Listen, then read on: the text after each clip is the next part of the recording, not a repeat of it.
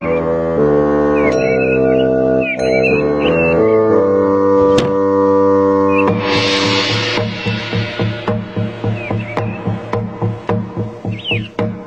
Aldar көзі, шық бері. Қарызыңды қайтаратын уақыт жетті. Қайтарасың ба? Әлде түрмеге барасың ба? Өзің таңда.